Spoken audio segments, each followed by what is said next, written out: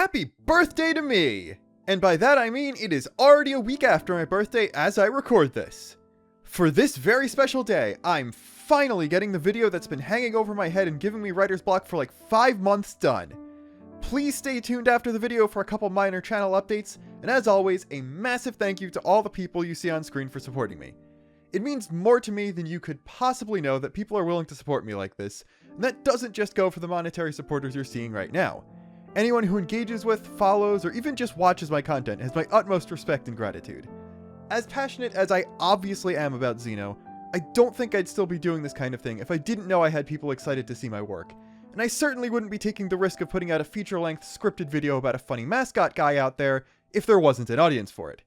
From the bottom of my heart, thank you. That being said, I'm going to be very tacky and ask that you do the typical engagement things by liking the video, posting a comment, preferably after you have actually watched it if you intend on talking about the content of the video, and subscribing to the channel if you haven't already early for once, if only because something's telling me this will be one of my best performing videos in a while, and not likely to be surpassed again until I have trailers for a new game to make my usual analyses for. In related news, I tested doing this as a live premiere for the first time, so please include in your comment input on how the experience was if you attended it, and if you'd be interested in me doing something like that in the future, even if you did not. With all that sappy stuff and all the influencer obligations out of the way, I think it's go time. Get ready to Riku, because this video will contain spoilers for the entire numbered Xenoblade Chronicles trilogy.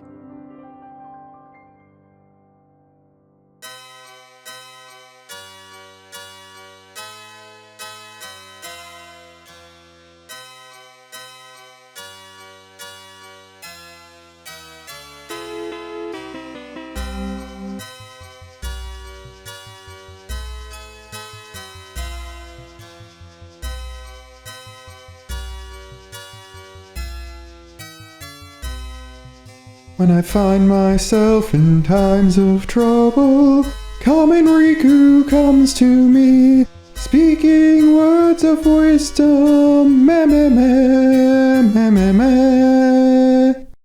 Yes, it is finally time. We've memed this man enough, he deserves to be given his due. You wouldn't believe how much writer's block and anxiety this specific video topic has given me. It's probably a big part of the reason my output since the first couple Future Redeemed videos was so erratic. I haven't really done individual character-focused videos in ages to begin with, but it's also genuinely intimidating tackling the case of the biggest meme man this side of Kagurabachi, who keeps finding ways to become an unironic favorite of mine. I think the real test here is how concise I can make this video.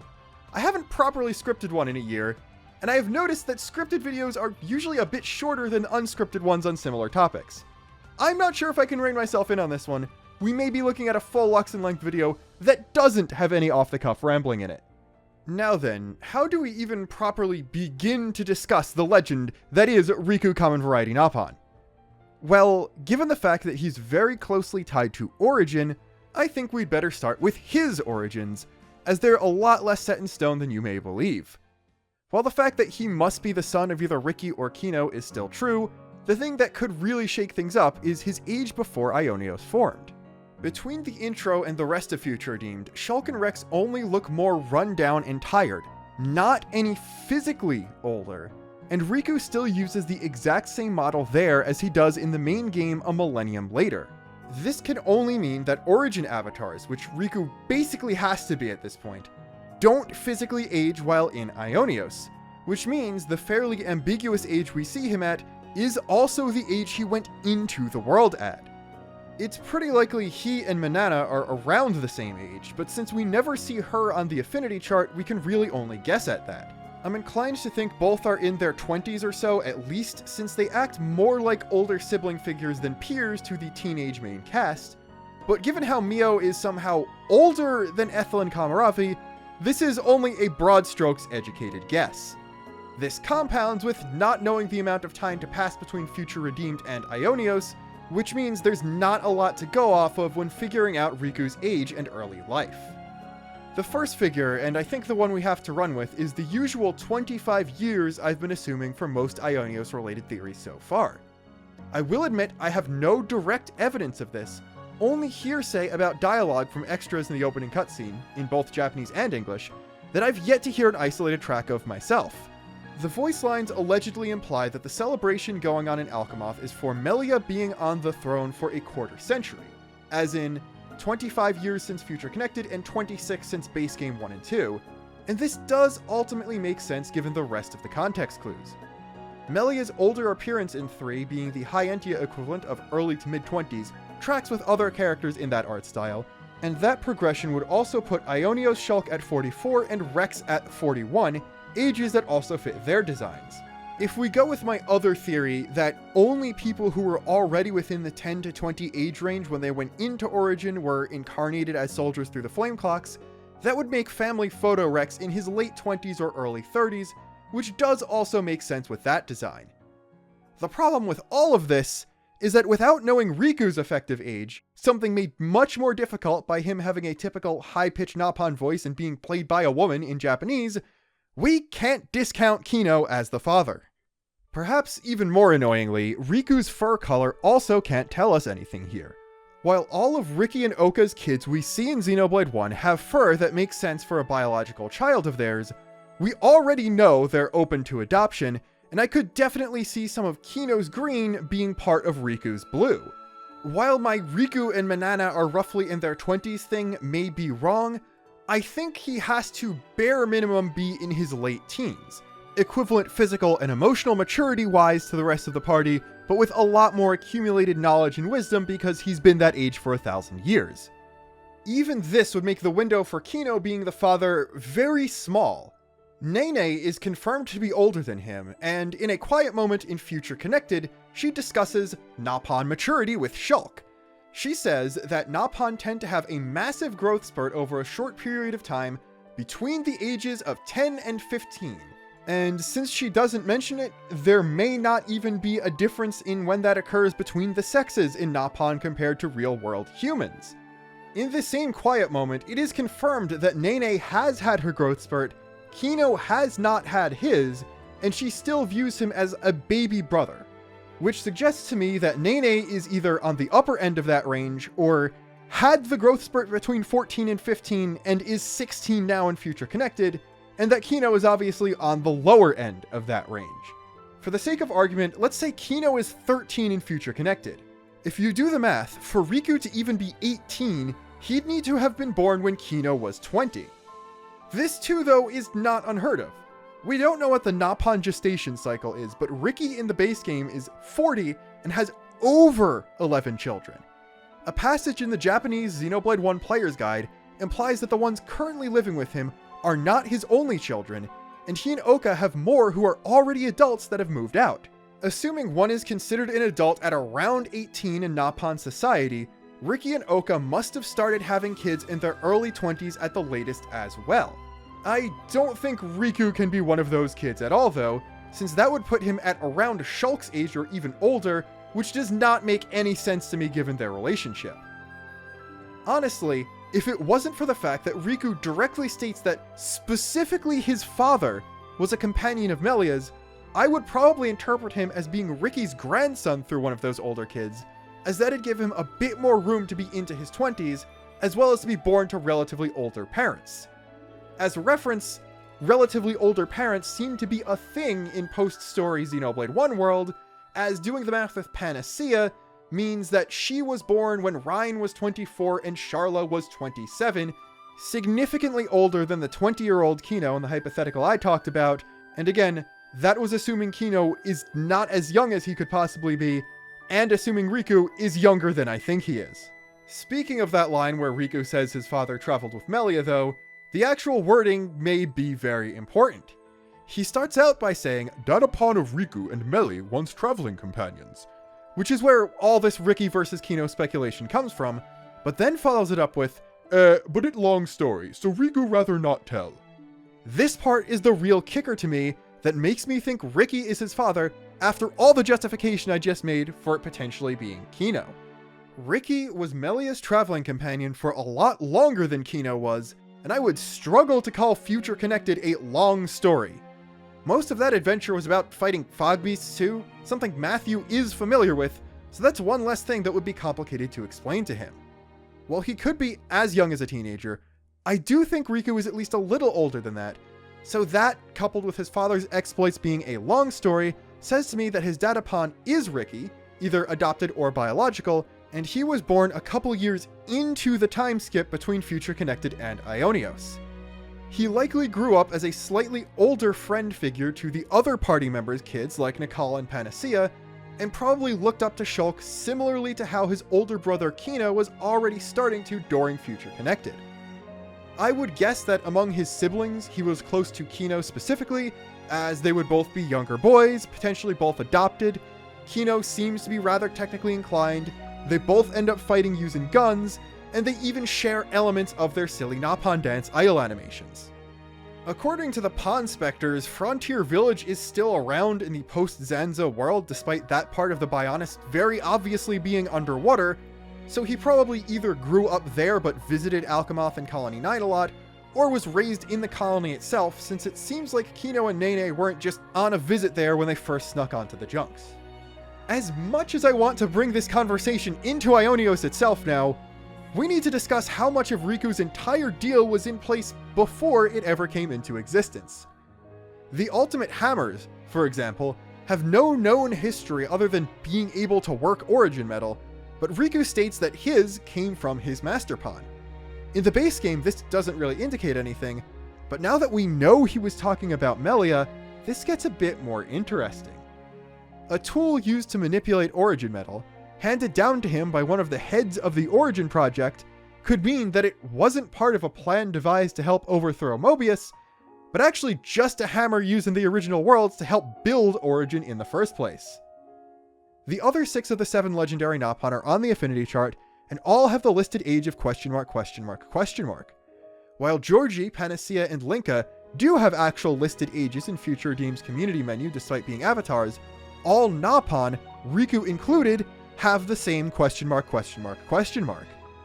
While you could argue that Riku was born in the Endless Now, and simply lived a very long time since some Napon in one's world seem to be able to do that, it's pretty clear the intention of portraying everything this way is for him to be an avatar as well, and it's even possible this is an indication that Napon were far more likely to become avatars than any other race from either world. Again, there are plenty of numerically aged Napon in the base game, so there were many born in Ionios. This likely includes Manana. It just apparently wasn't very common in Future Redeemed times. This brings us to the second part of the question. Did he get the hammer from Melia when she started putting together the Lucky 7 plan? Also related, were the 2 Lucky 7s built after Ionios or before? Or was he one of many Napon who worked on Origin who were given such a hammer to do their job? Once again, there's not a lot of information to tell one way or the other. The first thing to look at is how out of all the other legends, only Berber mentions a Master Pawn at all, saying the hammer was passed down from Master Pawn who taught way of build trick caverns. This could be Melia again, perhaps something she picked up from playing with Ricky's kids in the caves in Shulk's new world, but there's no indication that all 7 Napon came from the world of Xenoblade 1 in the first place. Whether or not the hammers were made for building Origin or after the fact, there's nothing limiting the other 6 legendary Napon to being from Bionis. Only Riku actually needs to be. Both worlds built part of Origin, and apparently both worlds developed the exact same Origin metal, so it goes to reason they'd have created similar tools on both sides to do so. It's a known fact that Tora was heavily involved in the Agnian side of the project, and in all honesty, creating trick caverns seems more like something he or Susu would get up to than Melia, so I'm kind of leaning towards believing that not only were the hammers pre-Ionios creations, but that Berber specifically is from Allrest, and wouldn't have met Melia in person until the Endless Now.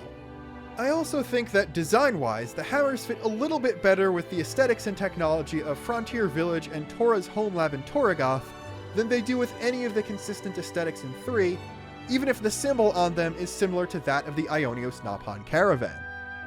There's some dialogue in the quest Uniting the 7 Napon, the one where you bring all of them to the city and they can upgrade everyone's default blades, that sheds a bit more light on things. Samon refers to working Origin Metal with the hammer as an ancient technique. Berber is surprised anyone knows the value of the hammer anymore at all, and Pane Pane cannot find a disciple who's actually interested in the craft, having retired from smithing with the hammer a long time ago. Couple this with basically all of the legends knowing each other and acting like old colleagues or friends, and it really suggests that these 7 are the only workers on Origin who became avatars and brought their hammers into Ionios with them. I think it's also worth mentioning that Riku's technical skill extends far beyond just smithing Origin metal. He can craft gems, he can work on power frames, he can repair and pilot Levnesses, he knows how to work with artificial blades despite not even being from Allrest. Remember, the only reason he isn't the NPC for Ino is because he's busy, not because he can't do the work, and even 1,000 years earlier than that was trusted enough by Shulk to make his prosthetic arm.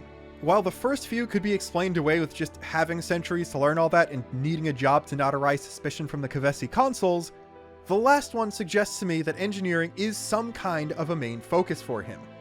Yes, a substantial amount of time has passed between the beginning of Ionios and Future Redeemed, and yes, it is possible he picked everything up just from being around Shulk.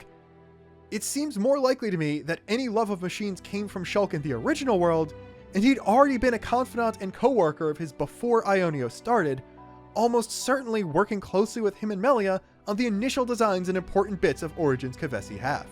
He also has to genuinely be passionate about this kind of thing to some degree, because he's familiar with artificial blades. Yeah, Origin is probably partially based on one, but his seeming knowledge extends to a regular Poppy-style blade as well, which I have to assume is outside the wheelhouse of what was actually necessary to work on Origin. There is only one major issue with all of this, and it is a very stupid one. During the 7 Napon quest, the 5 unvoiced Napon you recruit all recognize Samon and each other, while Riku doesn't seem to recognize or be recognized by anyone, despite almost certainly being an avatar and getting his hammer directly from Melia. The first thing is something Nia is extremely lame and boring, and thinks that Lucky 7 and Ouroboros are both just gimmicks and not very cool anime fight scene enablers. What's not lame, and a known fact, is that those two things are both derived from Origin Metal and make use of the same kind of principle to generate power. Lucky 7's creation was apparently overseen by Melia, while Nia herself is responsible for the Ouroboros stones. Both of them involve manipulating Origin Metal in some way, and since I'm not sure how much hands-on machining experience the Queens got, it's likely both of them needed help from someone who knew how to work the metal, and within Ionios their options were basically limited to Ultimate Hammer users. This leads me to believe that while Riku worked with Melia, someone he already knew as an old family friend on Lucky 7, the other 6 legendary Napon helped Nia get the Ouroboros stone production running. Now, there is a bit of hot potato running around with who's met who and what information is where in early Ionios history. It's up in the air if Melia and Nia were able to meet at all before the former was captured. Rex doesn't seem to have seen Nia before she went into hiding, and there's a decent chance he and Shulk didn't link up and form the Liberators for a while. This means it's completely possible for some Napon to work with Nia on the stones, Riku to work with Melia on Lucky 7, then after all that for him to study Gondor's stone with the city, help unlock that and future stones, then after he left, for Samon to make his home in the city, build ships, and potentially help awaken people with other stones the Lost Numbers were able to find. The other possibility is that this has all just been a gag about Samon not remembering Riku because he's just so good at fitting in places so nobody paid him any mind back in the day, and the Blueberry was just being an asshole and not speaking up because he wasn't recognized. Either way, we're going to introduce a new mechanic to the mix, and add 1 to this video's official Riku lie counter for him acting like he wasn't a hammer wielder to Samon when he was directly asking the party about them. He justifies this by saying Samon never asked Riku himself, but considering he was asking the party if they knew any hammer wielders and Riku definitively knows many other party members, that should still count. In case you were about to ask, yes, it is concerning that the first instance of one of these is A, on the 5th page of my script, and B, not even him lying to a party member. I am very worried, both for the length of the video and the lengths to which this man will go in order to let Meli's plans cook. Speaking of the best laid plans of burbs and queens, I think it is finally time to talk about Riku's relationship with Melia. I'm pretty sure I've well established by now that they were absolutely close pre-intersection, but I'm curious whether or not they were equals. Basically, did Riku, Melia, and maybe Shulk work on the plan to make Lucky 7 and get it to a rightful owner together, or was Riku just named as the person who'd carry out that plan if Melia was compromised, and took responsibility for it when she was captured. More intriguingly, was the Lucky 7 plan Riku actually executed the original one, and if not, did the original plan involve the other Sword of the End? En's Sword of the End is a different beast to Noah's, especially because it was elevated by Zed and not his own self-actualization, but its base form is another Lucky 7, one that is very barely not a palette swap of the one Riku carried for 1,000 years between Future Redeemed and the main game. Not only that, Noah's prior to the one that became En also have that sword, so it wasn't just the specific penultimate incarnation that went Mobius who got it. Where did this come from? It looks almost the same as the other one, so it was probably made from the same template, which means both were probably Antiqua originals. I do think it's worth remembering that it's definitely an Origin Metal equivalent of a Shulk-style replica Monado. Regardless of the amount of work Shulk directly put into its creation, Lucky 7 is still a successor to the Monado Rex, and he may have even given her the original Rex Plus to base her designs off of. There are definitely two different Monado Rex Pluses in Ionios. There's the one Shulk uses as a blade throughout Future Redeemed, and then there is presumably the original one in Melia's bedroom in Keves Castle.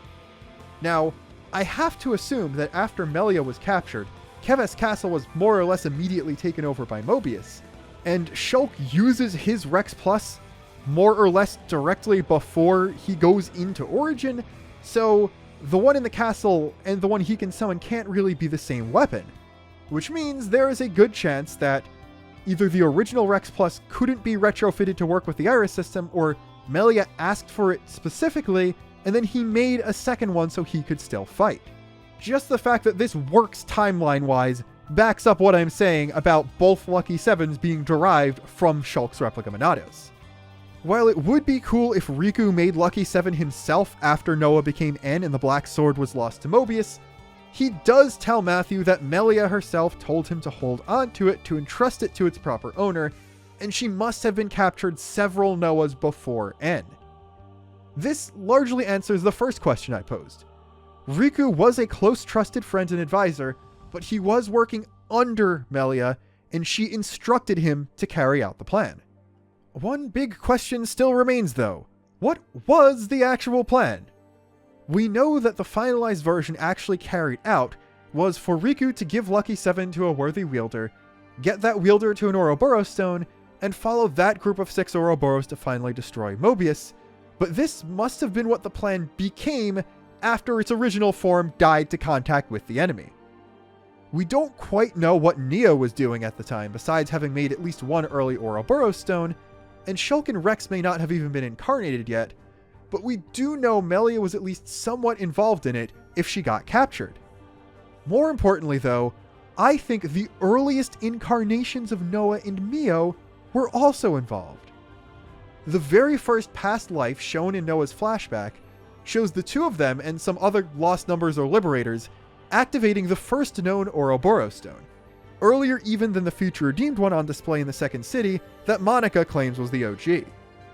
They talk about freeing the world from Mobius, what Tyon's VA calls fulfilling the wish entrusted to us by the Queen. The talking point here is that we don't actually know which Queen he's referring to. One would assume Nia because it's an Ouroboros thing, but this seems early enough in Ionios' history for it to still be Melia. This set of Ouroboros is killed by Zed. No big surprise there, except for the fact that that was on a battlefield and not inside Origin. We don't see Noah's weapon here at all, but the very next Noah we see after that, this one killed fighting Zed in Origin, is using the exact same sword En has, including the Lucky 7 handle, which means that he'd gotten Lucky 7 at some point already, and it persisted between incarnations. This also means that the reason party member Noah had a default Kavesi sword painted red for his blade is because En still had the unique Lucky 7 one, so he didn't inherit it when he was reincarnated. This does not necessarily mean that the battlefield death Noah had En's Lucky 7 though, but there is one potential order of events that would make sense for him to get it earlier. Assuming the 4 previous lives we see in Noah's flashback are in chronological order, the amount of lives we don't see in between each of them is irrelevant here. What if Melia saw something special in the first Noah we saw, potentially in him and Mio as a pair, and entrusted the Black Lucky 7 to him? Following that, he, Mio, and some other allies would have gone on missions for Melia, fighting Mobius all around the world as they hadn't taken over Origin yet, the nations weren't completely under their control, and resistance groups could operate much more openly.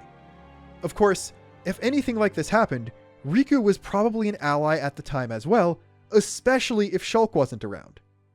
Eventually, though they would never have made contact with Nia herself, they would have found an Ouroboros stone she created, and would then be able to awaken it, achieving the kind of Ouroboros power seen in Future Redeemed.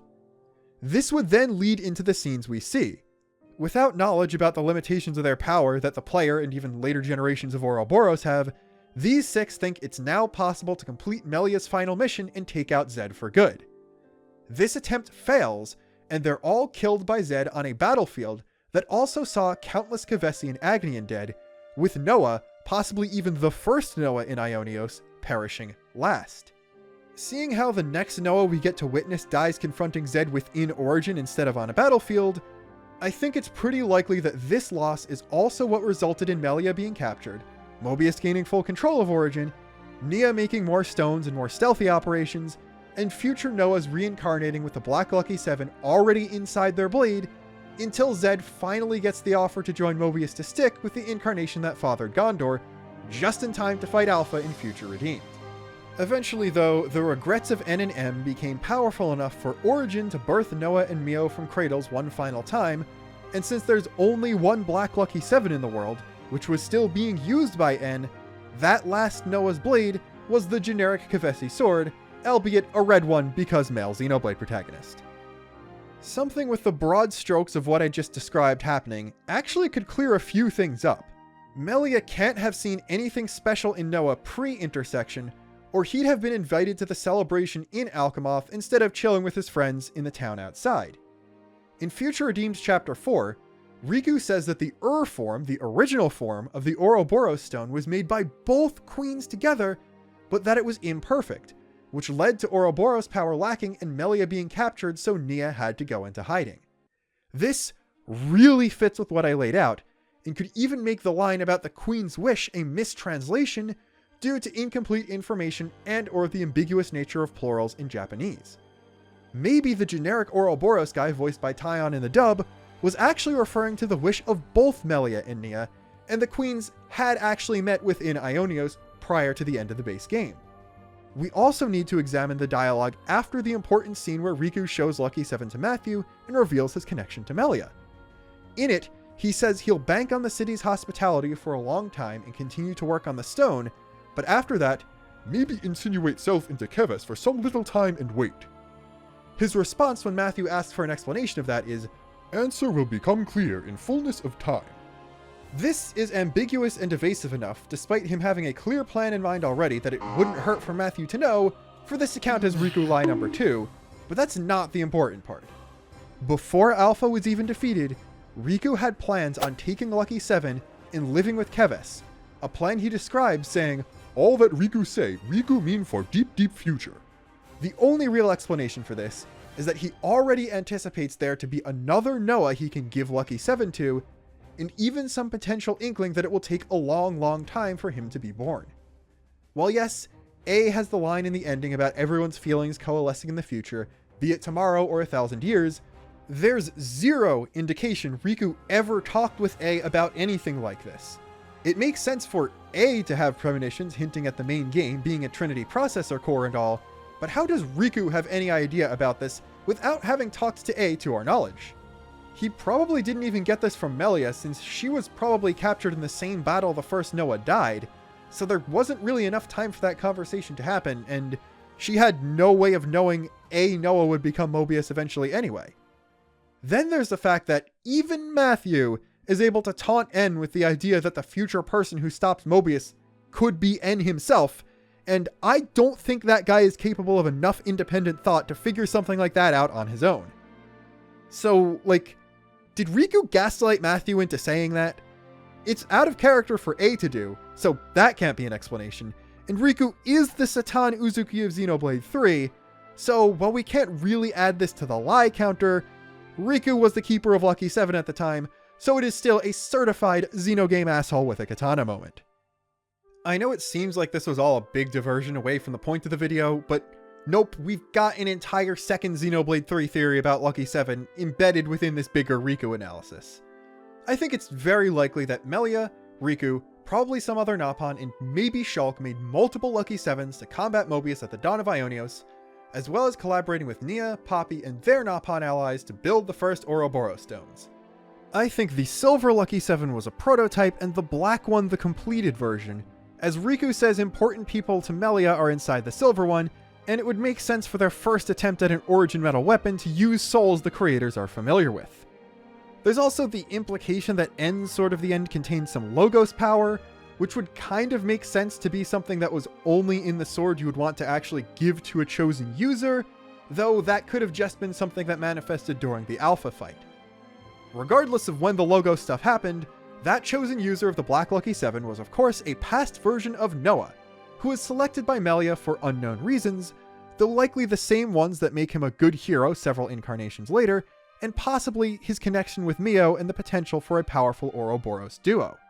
The backup plan was probably always to give the Silver Lucky 7 to another chosen user if Noah failed, and after Melia was captured, Riku took the blade and job of finding that user on himself. He then later connected with or continued to travel with Shulk, founding the Liberators, using his skills with machinery to build a prosthetic arm, and eventually encounter N and A.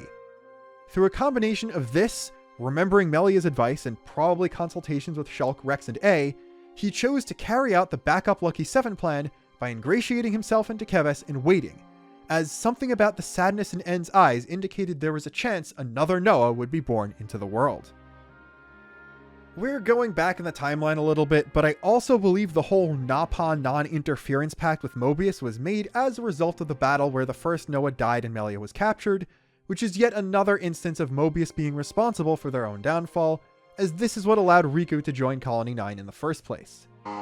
We're just going to add 1 to the lie counter now, as Riku is clearly the 7th founder, and he says absolutely nothing in the entire conversation where Monica explains the founders to the party, nor does he comment when the Ouroboros stone cage is examined. I do think the founder statues are a good place to take our long time skip from Future Redeemed to main game though, as we know 2 things. Firstly, Riku stayed in the city for a long time before leaving for Keves, and secondly, Matthew's descendants didn't return to the city for generations after its restoration. I have to wonder if Riku bumped into a child of Vandam at the border of Swordmarch, on his way to Fordo Verbis to sign up for the army of his Master Pawn's cheap imitation. Or, if even more poignantly, the reason he felt it time to leave in the first place was because the Vandams had returned, and there was no need for the 7th founder, when the House of the First was finally back in the picture. Riku seems very put together at all times, and his personality doesn't really notably shift over the 1,000 years he spent waiting for another Noah, but that long a time had to have been hard on him. As an origin avatar, he can't die of old age, and while Panacea and Linka are the same, most friends he made in the city would have passed long before the Vandams returned. The infinite cruelty of the Mists of Time would only sting harder once he moved to Keves, as each soldier's life would be only a single % of the long vigil he would spend waiting for Noah's light of hope, the hope that would propel humanity's arc to a brighter future to shine once again. That %, though, was only afforded to the precious few lucky enough to reach homecoming, while most wouldn't even last long enough to die with honor. How many incarnations of certain soldiers did he meet, intentionally remaining distant so he didn't become too attached to this 3rd or 4th or dozenth version of a child he'd seen die so many times before? He must have been stationed in Fordo Verbis, not just to watch every new soldier for Noah, but also because he was there for Noah and his friends' training, as well as the attack on Colony 14, then of course Colony 9 in the main game. This means he must have seen the other party members and Kevesi heroes multiple times as well. How many Ashiras did he have to witness go through such torment as they neared the end of their terms? Did he know the Uni from the ill-fated gold rank Colony 18? Had he learned that she, Lance, and Yorin were friends of the boy he was waiting for Melia's origin access centuries ago? And did he anticipate every time they would be reborn to see if he'd accompany them at last? We may never truly know these answers, but it's thanks to Riku's undying perseverance, hope, and complete trust in Melia's plan, Ei's vision, and the souls of his loved ones within the sword he guarded that saw him through the long millennium, until at last he met a certain boy with a red sword who he knew would change the world. Something such boys are wont to do in this series, and of course, something this particular boy had done once already. While we don't know anything Riku was up to during this time, I think the one thing we can be sure of is that he didn't participate in any combat. Not only would he want to avoid directly causing agony and suffering, but he doesn't seem to have any training or knowledge in the first place. While Panacea and Linka are only not playable due to budget and party size limitations, Riku never even draws his sonic screwdriver in a cutscene, and the earliest it's seen is during main game flashbacks. While a lot of it definitely came from Chris, I think it's reasonable to assume that much of Noah's tendency to avoid killing and violence in general, if at all possible, came from Riku, glimpses of which can be seen in the discussions surrounding him being given Lucky 7.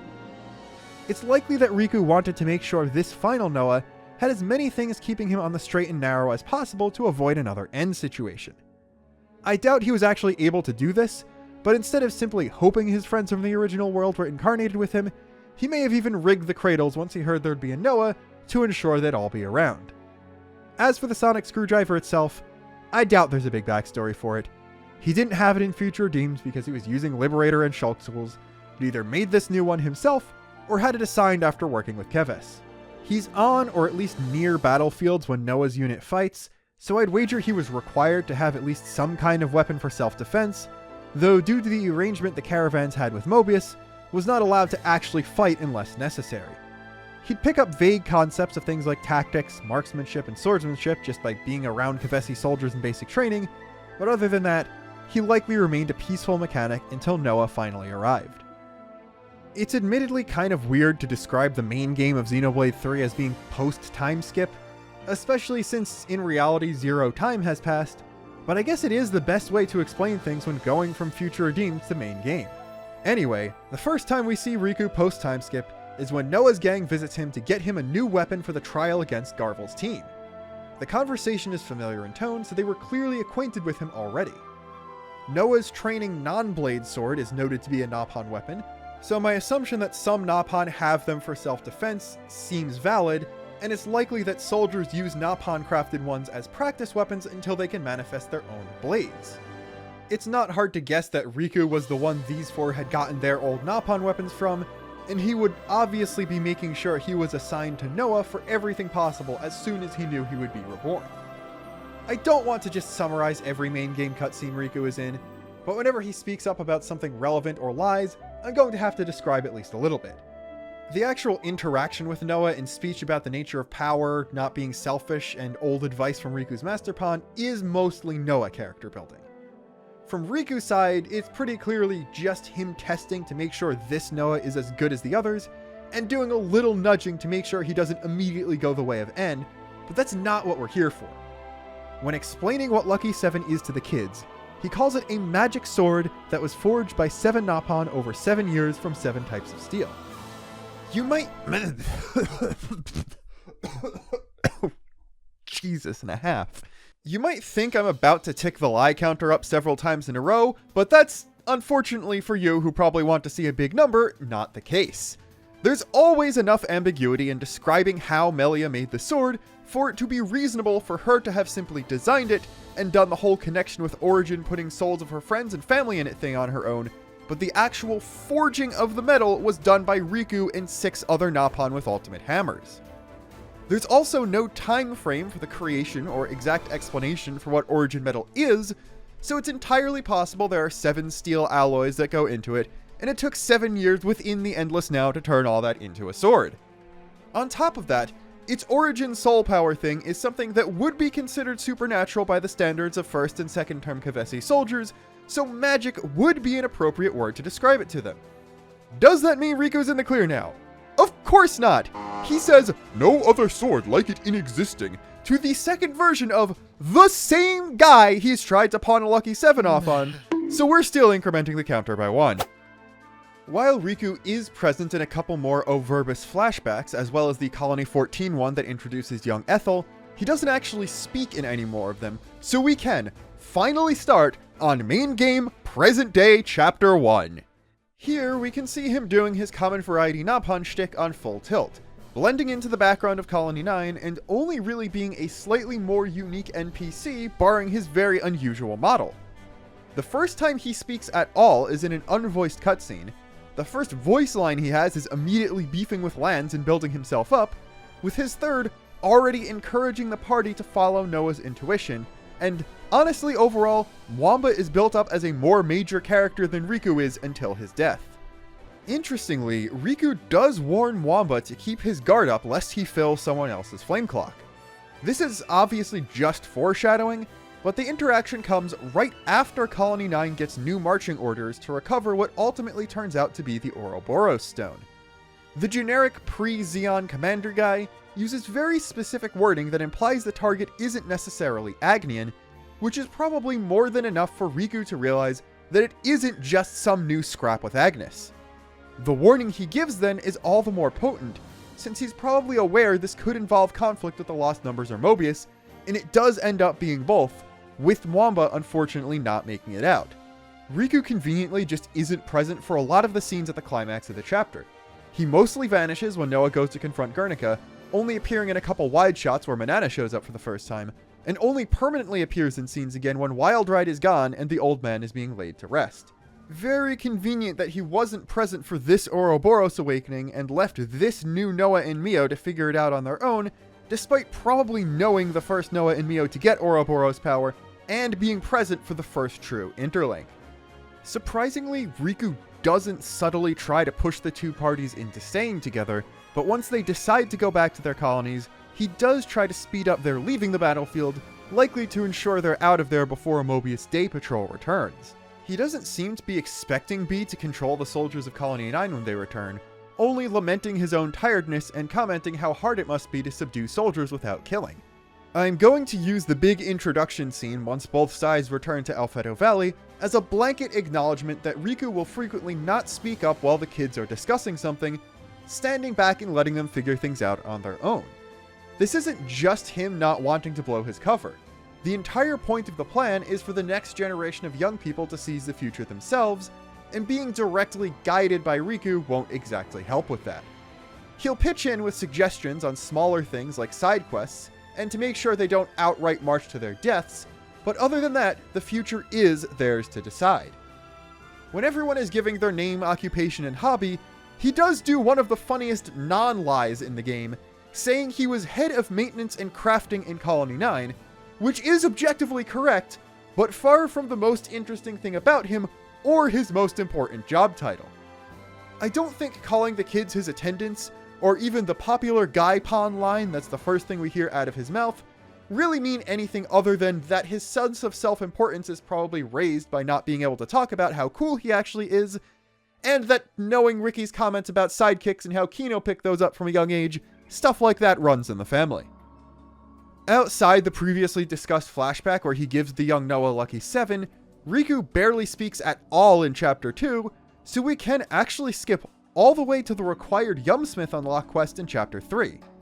He barely even has anything to say in Valdi's quest, which is really surprising given the content and the fact that Valdi's master pawn is Fixie Fixie, another ultimate hammer user.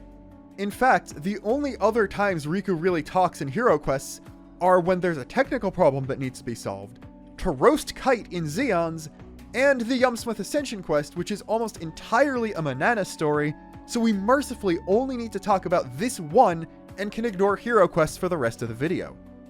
He barely even speaks in the main party members' side stories too, so that's another set of things we just don't need to talk about.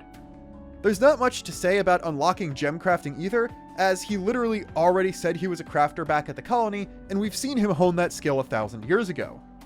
More interestingly perhaps, he's the impetus for the party unlocking chain attacks as well. He doesn't teach them any new techniques outright or anything, just makes them focus and remember to use teamwork now that they're a unit of 6, after they get their asses kicked by a random level 16 Aspar. He doesn't directly give them any answers, but steps in to offer sage advice when they're in serious danger. That, more than anything, is Riku's job. Anyway, as for the class quest, Riku immediately starts getting excited by the trek through the Orion tunnels, to the point where the beginning of this takes place in a story cutscene that's not considered part of the hero quest, so is in a different part of the event theater, because of course.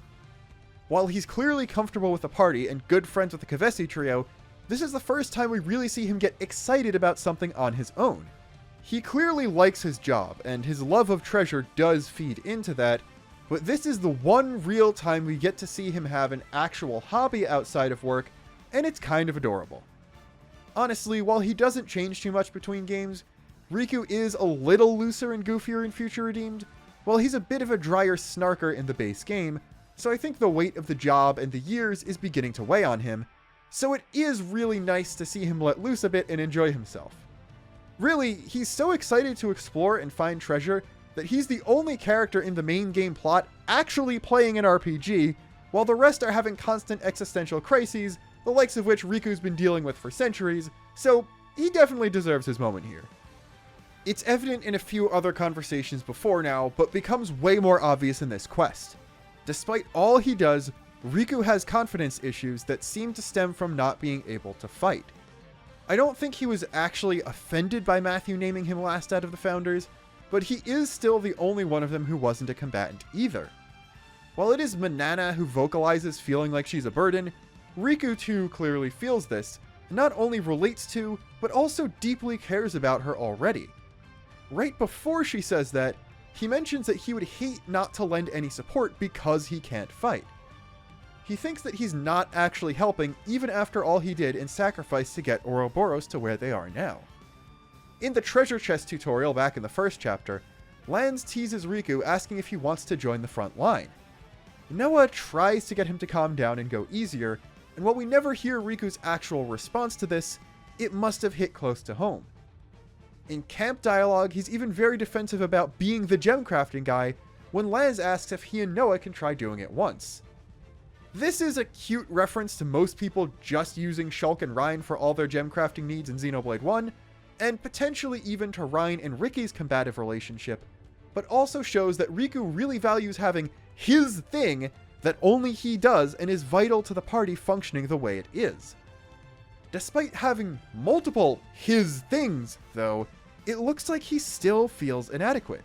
He's doing more than most free people do in the fight against Mobius, outclassing at least one house of the city on his own, but he doesn't have a power frame or core crystal, so can he really physically fight? And if he can't participate in the most visible way of resisting, is he really even helping at all? Manana is the one to assuage such anxieties, and I'm not even sure if it's on purpose.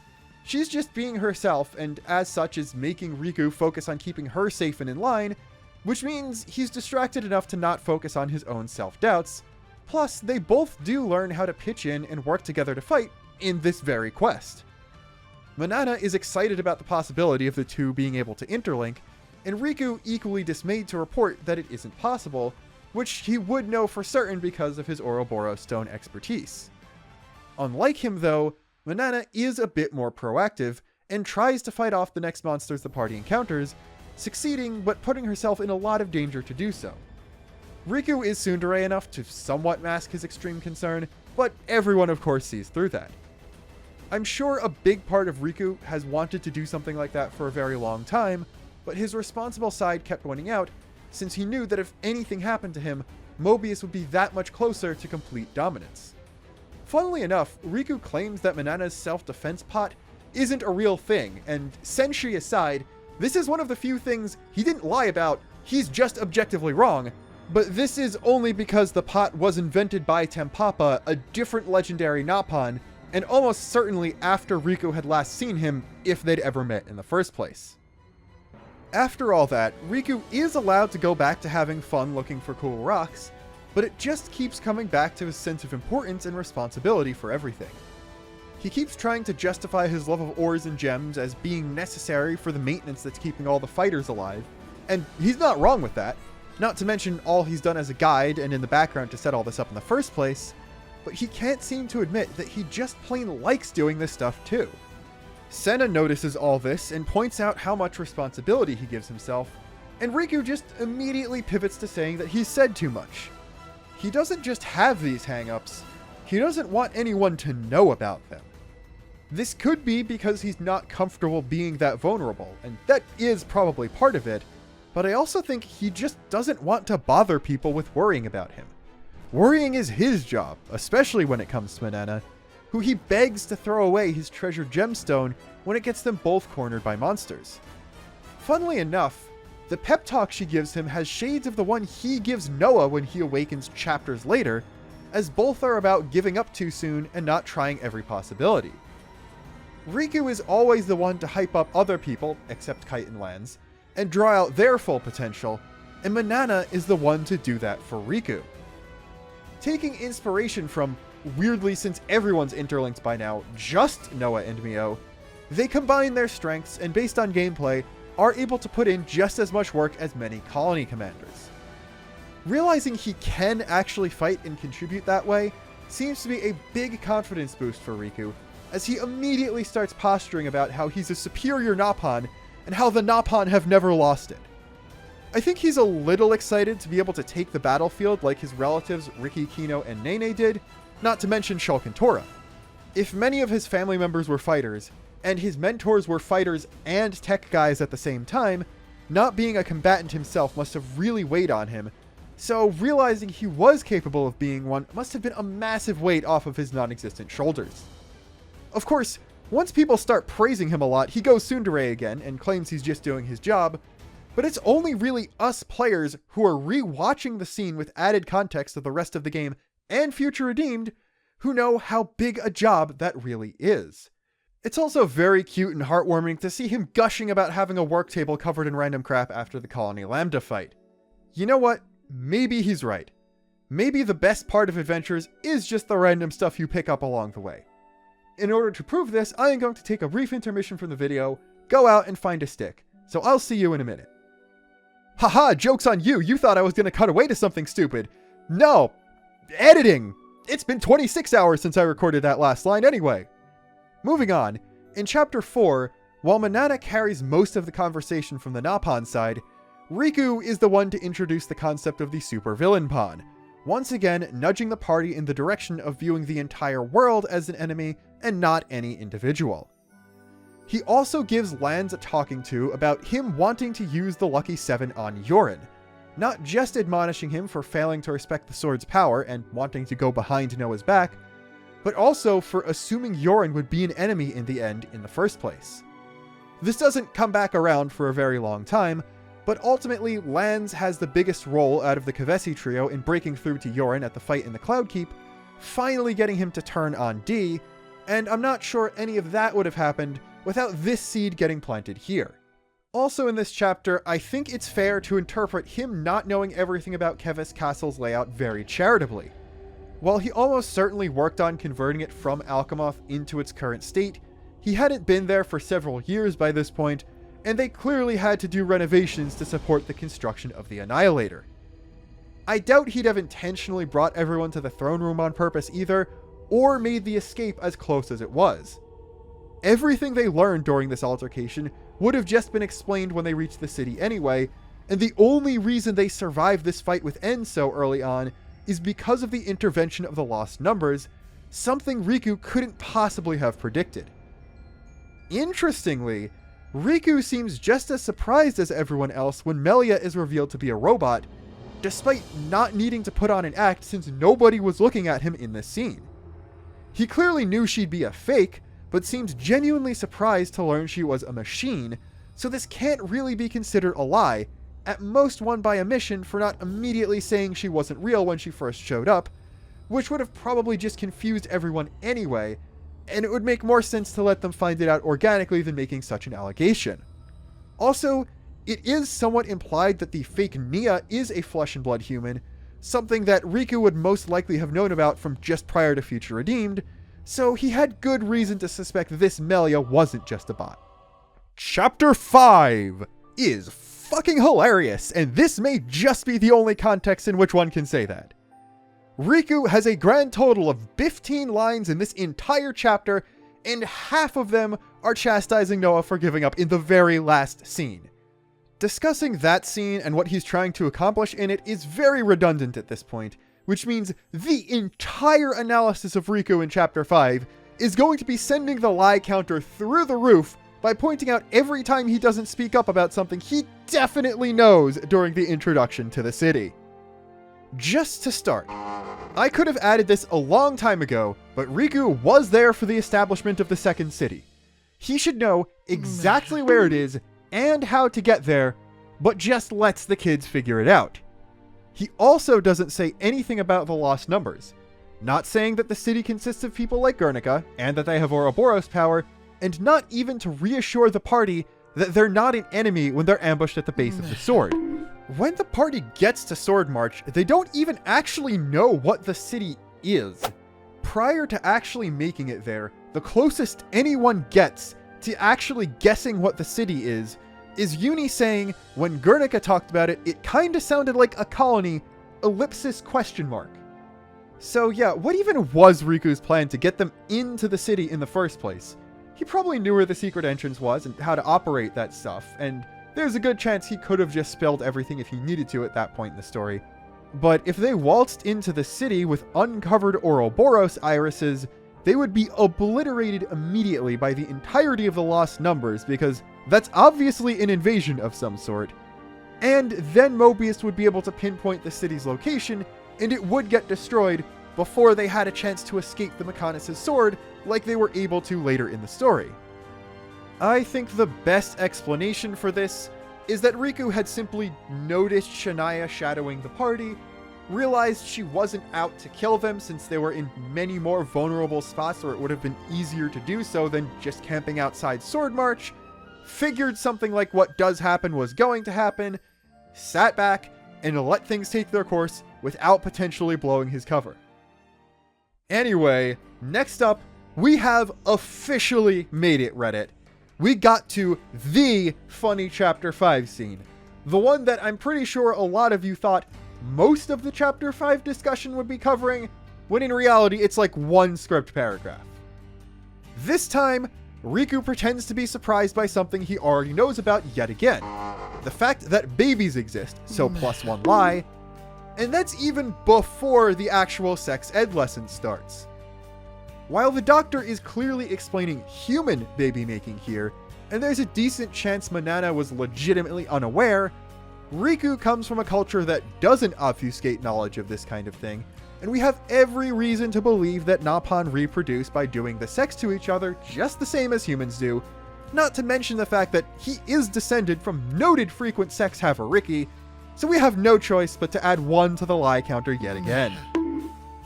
Next up is the entire sequence where the founders are explained. The funniest thing here to me is that at the time the game first released, Riku didn't just know more than the party about this topic, but more than the player as well, as many of the real details about the founders weren't in the base game, and Future Redeemed didn't release for 9 months after that. This means he's lying by omission on 3 separate levels. To the party, to Monica, the one giving the lecture, whose knowledge has been distorted by 1,000 years of history, and to the player, though he's probably not aware of this part. Hopefully he isn't aware of that part. I hope Riku isn't able to break the 4th wall, as that would break the thesis statement of this video, and have me running very, very scared. At this point in the scripting process, I'm doing this out of desperate prayers that he can't actually hear everything I'm saying about him, but I'll only be counting these next few double instead of triple for the in-universe lies. Let's call this next segment, where I quickly go over things Monica gets wrong and he doesn't correct, the lightning round. He doesn't correct Monica when she calls the founders the first Ouroboros. He doesn't correct her saying the citizens are only descended from the founders, when they weren't even only descended from residents of the original city. As an addendum to this, Mio guesses that the Agnian Queen is also a fake, and Monica confirms it, so he's off the hook there since we already counted him failing to mention Melia. That being said, he doesn't say a thing when Monica says the city is still trying to find the real queens, when he very blatantly knows where Melia is, and must at least have an idea that Nia is in the Cloud Keep, even if he's unaware of its current location. He's also silent when Monica directly says Nobody knows how the queens could live that long when Uni questions how they're still alive. While he's not older than them, he is older than Ionios just as they are, and the amount of time between its founding and the present day is so vast they might as well all be the same age at this point. Lastly, Noah and Monica have a short conversation about N, so I think this is an okay place to mention that he's well aware N and M are Noah and Mio, and never tells anyone about that. I get why it's important to this Noah and Mio to figure that out themselves, but he really should explain some of this to Monica so she can take regular Noah's weaknesses and use them to train the rank and file lost numbers to up their survivability in case they do ever have to fight N, which guess what? Some of them end up doing later in this very chapter. That does it for the lightning round, and we'll even give Riku a pass when it comes to needing Gondor to find where Nia is.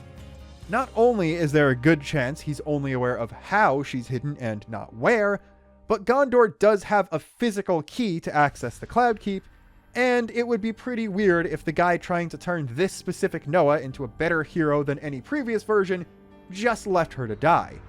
I can't see him knowing any of the prison stuff either, as he's only very ancient and intelligent, not omniscient, so he also had no way of anticipating Shania's betrayal. There is zero way to prove or disprove what I'm about to say next, but I think it would be extremely funny if M body swapped with Riku exactly once during the party's fight with her, read his mind, learned all his secrets that she wasn't aware of despite being Mobius, and then had to withhold that information from Mio when they mind melded, giving us an M lie counter that I'm not about to track on top of everything else. Realistically, this didn't happen since she would also have learned what we did about N from Future Redeemed, which may have altered her outlook a bit, but I can dream. While everyone is imprisoned, Riku is the one to draw attention to the sadness in N's eyes, but at that point, I'm not sure it'd do much since M was already in Mio's body in the cell across from them. As I said, the conversation with Noah at the end of the chapter is just more trying to ensure he can properly inherit the power of Lucky 7 and understand his place in the world, so we can finally move on to something that isn't the longest chapter in the game. In Chapter 6, Riku once again only has one notable conversation, barely speaking at all outside it, and it's the one where the common variety Napon line is actually from. This scene is also probably the main reason everyone thought he was Alvis when the game first came out, because when Noah tries to ask about Lucky 7, he responds with a very Ontos-like evasiveness, and comes close enough to directly quoting Zanza's speech about the Monado's form being an illusion and depending on the will of the wielder, to set anyone who's played Xenoblade 1 off. This rather obviously makes Noah ask Riku who the hell he actually is, the response to which is the line that spawned a million memes and had a large part in manifesting this very video. About Lucky 7, he says that he received from Masterpod to keep safe, which is technically correct enough for him to get away with, and since it's never explicitly confirmed that Riku helped create it, we can't even call it a lie by omission. By now, Noah is clued in enough to his bullshit to be sus about this, and Riku's next response makes me violently angry, even if it's not a lie. What Noah possibly think? Riku mustered up some big fancy lie? He's not anguished over the fact that he has to withhold information from the party for their own sake. He's relishing being the mysterious guy who knows everything but won't say anything. I was not lying when I compared him to Satan. He is, in fact, that much of an asshole, even if he's ultimately more sympathetic, due to the relatable self-confidence thing, being less annoying because of the more grounded hobbies, the Napon charm as long as you don't hate mascot characters on principle, the fact that he's not just the best in the world at everything for no reason, and he's also kind of objectively a better person than Dr. Uzuki, if you know you know. Nia being revealed as alive is where Chapter 6 ends, putting her lore dump at the beginning of Chapter 7, so at last, we arrive in the endgame. And yeah, basically all of Riku's dialogue from here on out is gags relating to him piloting ships, or straight technobabble. From the breaching of Origin to the end of the game, The only line both Nappan have is tearfully saying each other's names as the worlds are about to split. This means that once again, we find ourselves ticking up the lie counter purely with things he didn't say. I didn't go as hard on him when talking about future redeemed as I'm about to now, because Shulk, Rex, and A were also obfuscating things, though this does still all bear repeating, because all of these were things he lied about to both the DLC and main game party. Though I guess it was really only Matthew, Nicole, and Glimmer that were in the dark there. If you include Riku, Panacea, and Linka, a much higher number of main characters did already know the truth than didn't. Firstly, the entire explanation of the worlds and their history is something Riku must have been intimately familiar with. The explanation Nia gives here is even less complete than Shulk and Rex's in Future Redeemed, and she mentions in her hero quest that she's begun to forget the original worlds, so extra demerit for not helping her explain things she was having trouble remembering. This isn't a lie, but I'd have really liked him, or Nia, or Melia, or Shulk, or Rex, or A, to explain the whole communicating with light thing. Like, please enlighten us, oh great blue raspberry of wisdom. How can a wave particle with finite speed traverse between parallel dimensions? Is the answer just that it sounded cool and the writers didn't care about being very scientifically accurate since they knew Origin was basically a Zohar emulator and those break all the rules? Speaking of Origin, holy shit, he knew everything Nia explains here from the start since he probably helped build it. Yeah, Tora is the only Nappan directly referenced and shown in a CG, but this is Nia's explanation we're talking about. We don't see the Kavesi side with Shulk yelling at Juju and Riku to properly weld a panel in place or something, which I'm pretty sure happened. If we're being real, most of Nia's explanation here went over everyone's head, besides Riku, and was more for the benefit of the player. So let's cut to the chase and give him another lie for not using his knowledge of Origin and his familiarity with the party to properly explain to them what Nia's trying to get across. One more for still not having explained what the Sword of the End even is and just letting Nia keep vague posting about it. One more for not speaking up and being indignant like I know he was feeling deep down when she calls both the stones and sword he worked so very hard on gimmicks.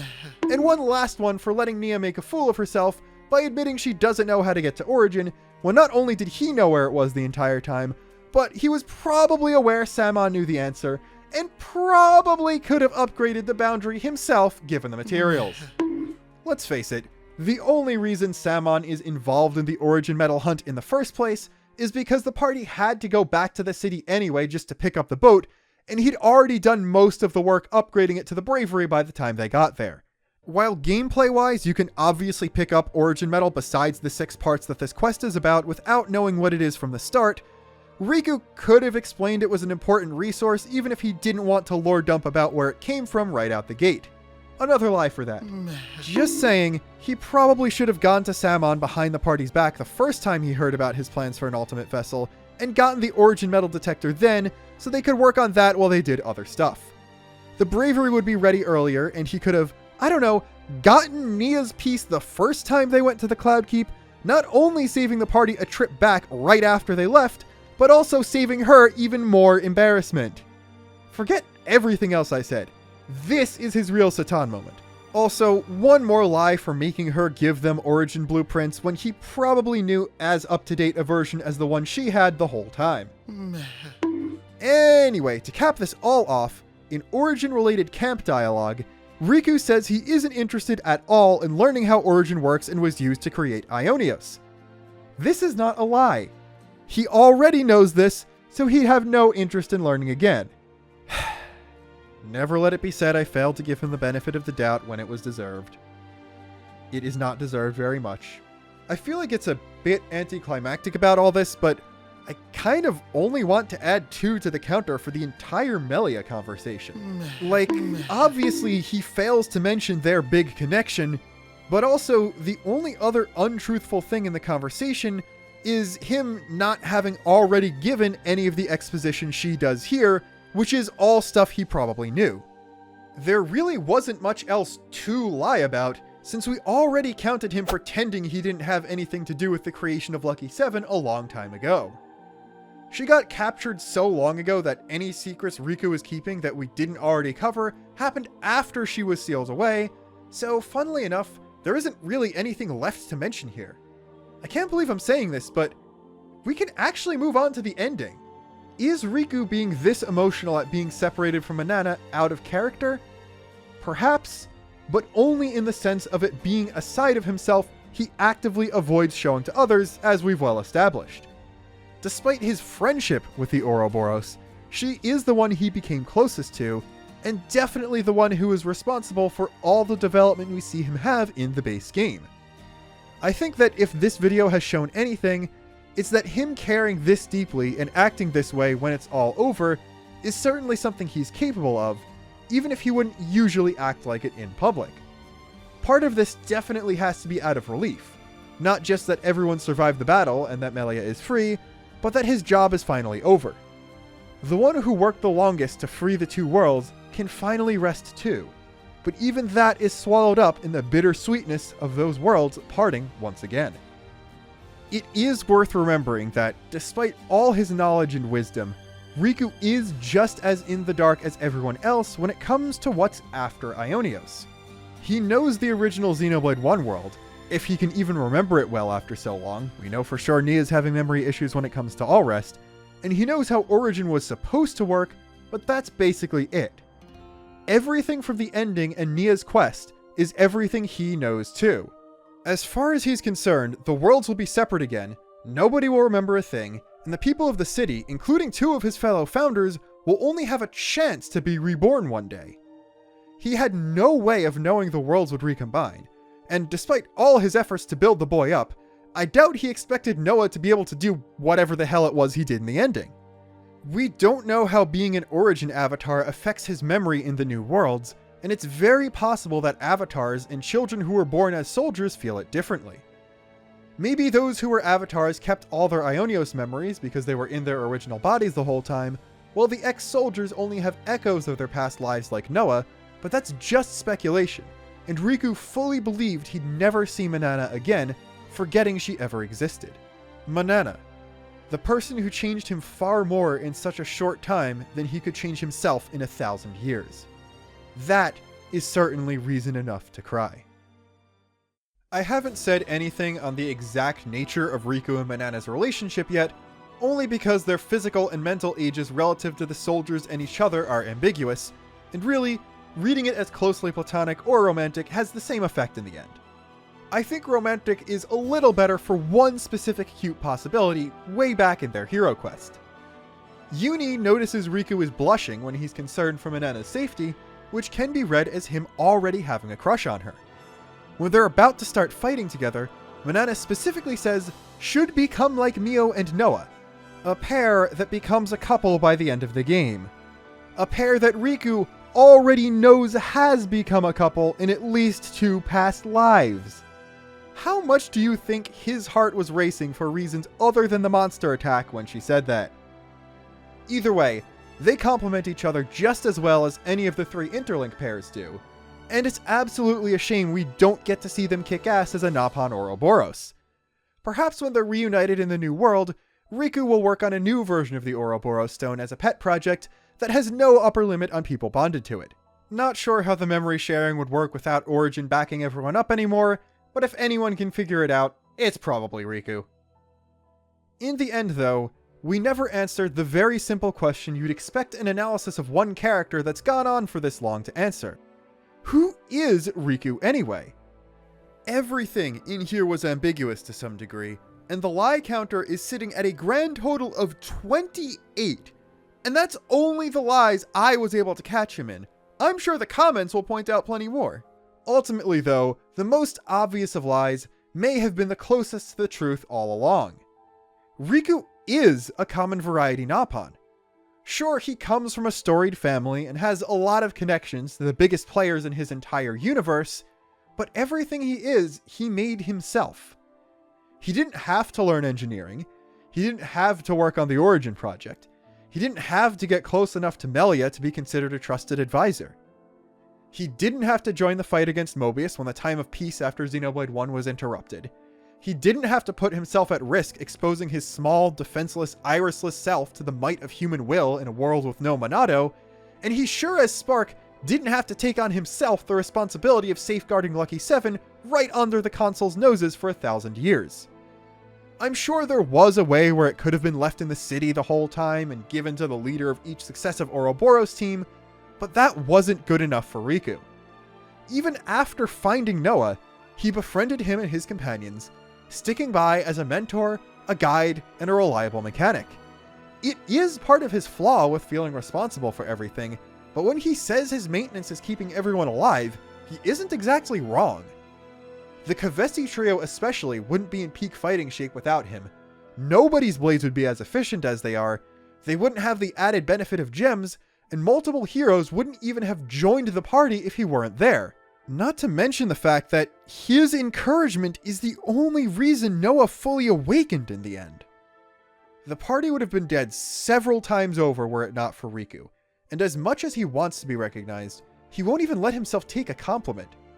He didn't do this because he was destined to, or forced to, or obligated to, or expected to by any of his family and friends.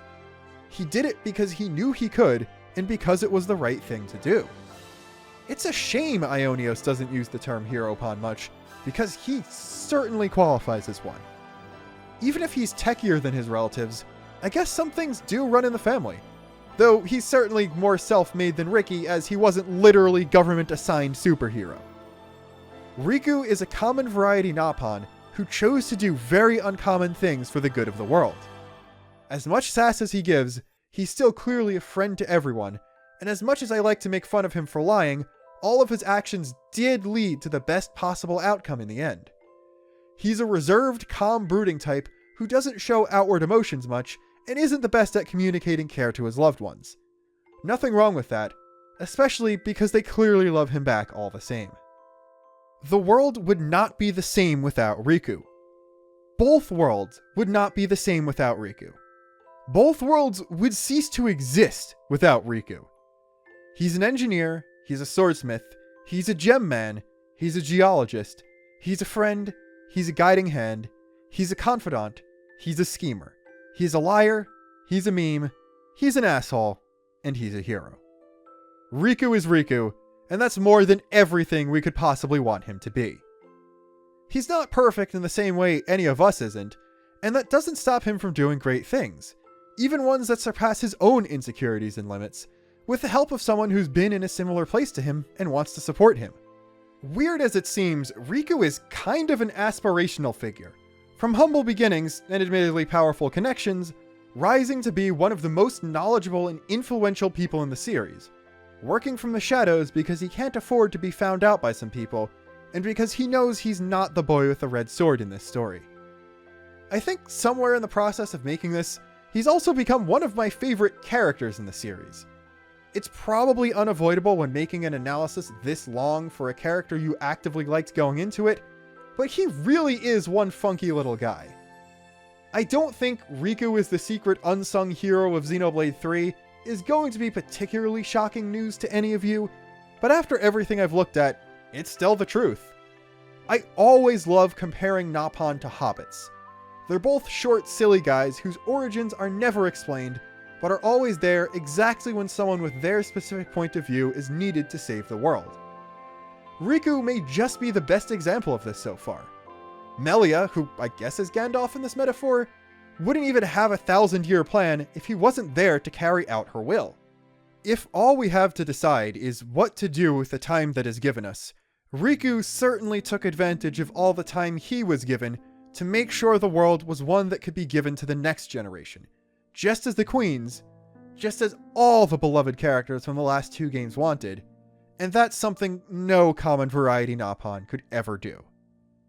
I love talking about wanting to see Shulk and Tora work on Cosmos when she appears again, but now I think I want Riku to be there as well. Let him have this. He can befriend another mysterious blue character who doesn't speak much as a treat.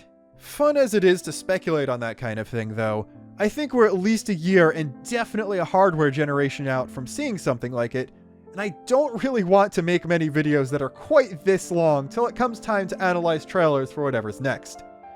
I don't know when we're getting a new game, but I can assure you my next video will be out way sooner than that. Until then, where hopefully I'll come out with something at least a little shorter than the monstrosity this turned into, this is Luxon, signing... Actually, wait. Riku is Kavesi, and while he may have spoken to Tora, he never would have met Rex until Ionios. So why does he have Rex's hair? Rex doesn't even have Rex's hair anymore, so what is he doing?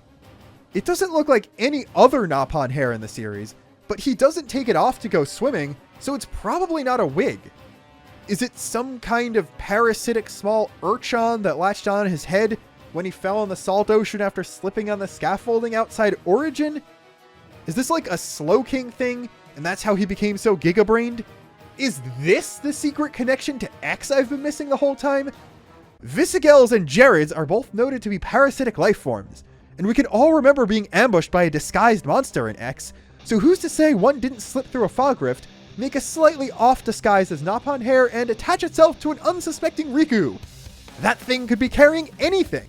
Disease from another universe. Trace elements of materials not present on Bionis and Ares that led to the creation of Origin Metal. Origin borrows ideas from the Lifehold. Maybe it's not just a reused concept from the developers, but the literal same thing. What even if some computer virus from the Ganglion stuck into Bionis through this? Maybe that caused the hiccup in Origin that led to Mobius getting out. Hell, nothing's stopping him from being an extra long-term sleeper agent that will eventually let the Ganglion into the merged world from the X1. Multiversal Xenoblade X-War featuring Cosmos from the Xenosaga series is what's next for Xenoblade. You heard it here first, folks! As I am writing this, it is 4:30 a.m. on the day clocks jump ahead for daylight savings. I think we may have reached the point where even I'm overthinking this, and only leading to diminishing returns. I leave the hair question as an exercise to the viewer for a point of extra credit. Class dismissed. Do remember your quizzes on Thursday, and I'll see you next video. Hello and welcome to the third ending of this video. Don't worry, there aren't going to be any more after this, because if I include 4 or more endings in something, I am legally obligated to make the entire project as long as Return of the King, and unfortunately, I couldn't get another 80 minutes of content out of Manana, so you're stuck with just Riku for now. This ending, though, is going to focus on the minor channel update I said was going to be in this video so long ago. You absolutely forgot it was going to be there, so you are very welcome for the jump scare. Anyway, as you could probably guess, part of the update is that I now possess the technology to physically appear on camera. This isn't like a first face reveal or anything like that, but you probably haven't seen me a lot prior to now. This setup is very much a work in progress, as you may have guessed. The very drastic difference in lighting on the two sides of my face is because that side is a window with the blinds open, and I'm physically holding a ring light in my other hand. If I try to chroma key that green screen out right now, it does that. Plus, I probably should have waited to get a haircut before appearing on camera for the first time in a video, but I just wanted to get the Riku thing done. And we're looking pretty bad on the mascot front. Finch plushies don't exist because why would they want me to spend more money on the series after the amount I have? I would have absolutely taken a Nappan plushie after making this video, but nope, we're pushing 14 years of Xenoblade and we still can't buy actual merch of the mascot character, so I hope you're all okay with just the purple Pikmin from the social commentary bit I included in a couple videos. That's all I can do right now. I'm sorry for these transgressions. Anyway, more technology and infrastructure invested in my content means I am going to do more content, I guess. Facecam probably makes you think streaming, and yeah, that is going to come back for real this time. I'm aiming for my next stream to be on April 1st, assuming there aren't already scans of the new art book that comes out the same day with important information in them by then, where I will begin to attempt the hardest Xenoblade challenge run of all time. So get hyped for that. I'm also definitely going to be continuing Batten Kaitos. Now, I'm going to be continuing to stream Batten Kaitos. I don't know if that means I'm going to continue after the 3 streams I did half a year ago, or if I'm just going to start all over again because, well, quite frankly, I don't want people to go back and have to watch VODs from 6 months ago just to understand this is a stream that I'm paying more attention to right out the gate. This is also compounded because I'm going to be streaming in more places now. Future streams are going to be both YouTube and Twitch at the same time, as I'm not a Twitch partner and don't have any restrictions about doing that kind of thing. So that's going to be pretty cool as well. I also understand that there's going to be a big YouTube audience that wouldn't know that I streamed at all when I start that, which is another reason why I'm considering starting Batten Kaitos from scratch, especially because I was definitely not a fan of the second of those streams. I was borderline falling asleep during that, so, you know, that was kind of neat. Don't want a repeat of that. You might have also noticed in the opening scroll at the beginning of videos that there's a YouTube member section in addition to the patron one. And that is where the bulk of this update is actually coming from. Different ways to support me. I have opened YouTube memberships, and those are going to have the exact same perks as Patreon. So if you want to do something like that and get the early video perks, you could do that directly through YouTube without having to go through Patreon in any specific way. I am also, this includes the Discord rewards. The public side of the Discord server is not likely coming back anytime soon, though I have opened a couple channels where I talk about my own content and just a bulletin board for various, related announcements if you want that from someplace other than Twitter, because don't make a Twitter account in 2024. Stay there if you're already there, but don't sign up for it in current year just to follow me and get updates on that kind of thing. It's not worth it, I promise. But yeah. When talking about streaming, I forgot to mention that there will be emote parity between the two platforms. So YouTube members and Twitch subs will get access to the exact same set of emotes, and members could even use them in chat for future live premieres or stuff like that. There are currently less YouTube emotes than Twitch ones, but that is only because the default number YouTube starts you with is significantly lower than Twitch does. I'll also be adding all of those emotes I ever make to the Discord server as well. So if you have Nitro, you can use any of my emotes anywhere else without having to directly support me in any way. Now, because I'm streaming on Twitch and have things like subs and bit donations and other donations enabled there, I have also enabled super chats and super thanks on this YouTube channel, just for the exact same principle. If you want to donate to a streamer while they are streaming, then you could do that through YouTube without having to sign up for another thing if you only want one platform. I'm not particularly asking for anything in specific. I'm just saying that that is an option. I would prefer you to have more options in all things, and that includes that. Though, very big and very good announcement that anyone who's already a patron or member already knows, I am slightly increasing the perks for patrons and members. They got a slight taste of it with this video as it went up several days early, but I am going to extend the period which patrons and members get videos earlier to a week instead of just a day. There are exceptions to this, which are basically anything where I need to get a video out in a time-sensitive manner. This includes Xeno news and reactions and analyses of any sort of new information or trailers for new games, but any pre-planned Luxon video, like the next one I'm thinking of, that's not true. That's not true. I do have one news video and then one video that I have been planning for a very long time that also needs to come out. So the video after the one after this one is going to be the start of that, where it will go out to people a week early instead of a day. This does include one specific caveat, and that is that I'm not just going to send you a link to an unlisted YouTube video from now on. I've had zero issues with anyone spreading that when it wasn't supposed to be spread to people outside the donator circle. So thank you for obeying that and all that. It's simply just for logistical reasons. If I have a video up early for members and patrons, I have to basically make a members only post where I link an unlisted YouTube video to people, and that's kind of clunky, so I would rather just upload it as a members-only video on YouTube and then transition it to being a public one, potentially with a live premiere if that got a good reception here, as opposed to having to do a workaround. That way members can just click on something in their subscription box early. So specifically if you are a Patreon donator, the only way you are going to be able to watch my videos early is through Patreon itself. This also makes it guarantee the videos are going to be ad-free, because sometimes YouTube will put video ads on a video that is marked demonetized, and it gets very annoying for my part because I can't do anything about that. So that's really the one big caveat in here. It's slightly clunkier if you are a patron, but patrons and members both have access to the supporter-only channels in my Discord, and I am going to provide links to all that there. So hopefully it's not too big a change, and hopefully, if you've been supporting me for so long, this won't turn you off of doing that. But yeah, that's all. Basically, streams are going to come back. I have 2 series I definitely want to make. Might do some Falcom streaming later. Might do some FF14 streaming later. That's probably way more likely than you'd think, because I play FF14 with several Xeno content creators, so we might be dragging them through certain content as a meme. But yeah. Look forward to a Xeno news video probably coming within the next week, and then the first video that I don't have Riku hanging over my head for after that. Until then, for the final time this video, this is Luxon, signing off. Thank you so much for everything. We did it. I'm free.